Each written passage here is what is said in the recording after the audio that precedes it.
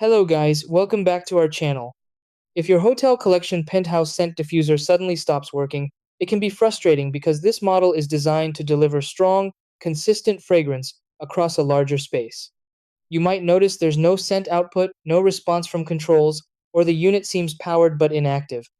In many cases, this isn't a major fault. It's often something small like improper bottle connection, airflow blockage, or a setup issue that prevents the diffuser from operating correctly. Since the Penthouse model uses a more powerful dispersion system, it depends heavily on everything being aligned and sealed properly. Even a minor misplacement can stop it from working altogether. The good part is, you can usually fix it quickly by going through a few precise checks. In this video, I'll show you exactly how to get your Penthouse diffuser back up and running. Try these.